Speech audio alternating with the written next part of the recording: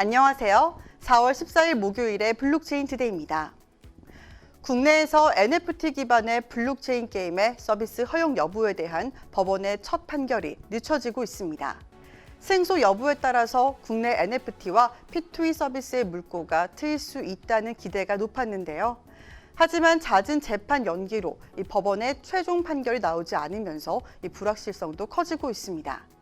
그럼 오늘 블록체인 업계 주요 소식입니다.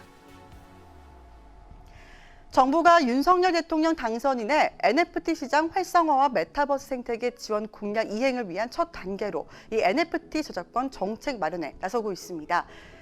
저작권자의 동의 없이 발행되는 일명 짝퉁 NFT 문제를 해소하기 위해서인데요. 이 문체부는 이번 정책 연구가 윤 당선인의 NFT 활성화 공약과 연결되고 인수위와 NFT 관련 정책을 검토하고 있다고 설명했습니다. 윤 당선인은 대선 후보 당시 이 암호화폐 공약으로 NFT 활성화를 통한 신개념 디지털 자산 시장 육성을 내건 바 있는데요. 이는 메타버스 산업 지원의 공약과도 연결돼 있습니다. 메타버스 생태계를 선점하기 위해서 이 NFT를 포함한 토큰 경제 활성화에 나서겠다고 약속한 윤 당선인의 행보에 업계에 관심이 모이고 있습니다. SK텔레콤이 3D 그래픽 플랫폼 전문 개발사인 모프 인터랙티브와 전략적인 협력 그리고 지분 투자 계약을 메타버스 플랫폼 이프랜드에서 체결한다고 밝혔습니다. 이 모프 인터랙티브는 메타버스 관련 핵심 기술을 보유한 유니티 기반의 3D 전문 개발사인데요. 이프랜드 론칭 초기부터 SKT와 협력해온 핵심 파트너사입니다.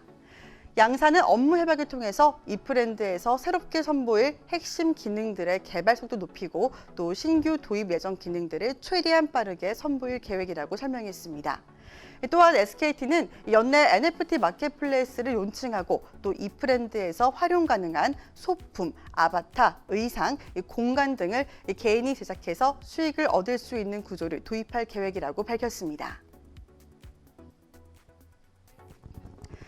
세계 최대 거래정보 저장 사업자이자 거의 모든 미국 내 주식 거래를 처리하고 있는 미 중앙예탁청산기관이 미국의 첫 중앙은행 CBDC 파일럿 프로그램인 프로젝트 리튬을 발표했습니다. 조 바이든 미국 대통령이 재무부와 연방준비제도 이사회에 CBDC 잠재력 조사를 요구하는 이 행정명령을 발표한 지 몇 주 만인데요. DTCC는 향후 CBDC의 잠재적인 이익 그리고 금융시장에 만들어낼 수 있는 가치에 대해서 탐구하고 또 조사를 할 계획입니다. DTCC는 이를 위해서 CBDC 지지 비영단체인 디지털 달러 프로젝트와 협력하기로 했는데요. 컨설팅 업체 엑센추어와 전 미국 상품선물거래위원회 회장 등이 이 프로젝트에 참여하기로 했습니다. 암호화폐는 자산을 숨기고 옮기는데 유용한 특성을 가지고 있습니다. 이로 인해 최근 몇 년간 전 세계의 법 집행 기관이 어려움을 겪고 있는데요. 대응 방안이 구축되고 있습니다. 미국 국세청 범죄수사부 요원은 껌 포장지나 TV 사용 설명서 그리고 여행 가방 속의 종이 조각 등에서 암호화폐 지갑 시드 문구를 발견하고 있다고 말했는데요. 미국 FBI는 지난 2월에 이 암호화폐 범죄 조사 전담팀을 신설했습니다. 또한 압수한 암호화폐 처리 방안도 진화하고 있는데요. 영국 경찰은 지난 2018년 암호화폐 전문 경찰관 250명의 양성 계획을 내놓았고 또 지난 2014년부터 2020년까지 암호화폐를 경매에 붙였던 미국 연방보안국은 적정 가치로 자산을 처분하기 위해 안전한 온라인 플랫폼을 사용하고 있다고 밝혔습니다. 이처럼 암호화폐를 악용하고 있는 불법 거래가 늘자 전 세계 법 집행기관과 또 함께 대응 마련에 나서고 있는 모습에 업계의 주목을 받고 있습니다. 북한의 암호화폐 기술을 강연으로 알려준 전 이더리움 연구원인 미국 전문가가 징역 5년 3개월을 선고받았습니다. 이날 뉴욕의 남부지방법원은 지난 2019년 북한을 방문해 암호화폐 강연을 한 혐의로 버질 그리피스에 대해서 5년 3개월형을 선고했습니다. 벌금 10만 달러도 부과됐는데요. 당초 그는 20년형을 선고받았으나 유죄 인정 등으로 감형받았습니다. 대북 제재에 따라서 미국의 시민들은 재무부의 해외 자산 통제실 허가 없이 상품이나 서비스, 기술을 북한에 제공할 수 없는데요. 그리피스는 사법당국이 방북을 불허했음에도 불구하고 북한을 방문해 100여 명에게 암호화폐 관련 강연을 했습니다. 그는 행사에서 북한이 제재를 회피하고 돈 세탁을 할 수 있도록 블록체인과 암호화폐 기술을 사용하는 방법을 설명한 것으로 알려졌습니다. 로베르토 캠포스 네토 브라질 중앙은행 총재가 라디오 프로그램인 TC를 통해서 CBDC의 시제품 출시가 올해 말에 가능할 거라고 발표했습니다. 그는 브라질의 CBDC가 비트코인의 공급량과 유사한 수량을 가질 거라고 설명했는데요. 브라질은 현재 암호화폐를 포함한 디지털 자산의 도입에 박차를 가하고 있는 국가 중 하나입니다. 브라질 상원경제위원회는 지난 2월 이 비트코인 등 암호화폐 시장에 인정하고 규제하는 법안을 승인한 바 있습니다. 블록체인 이슈 앤 트렌드 초성 뉴스에서 이은주 아나운서가 전해드립니다.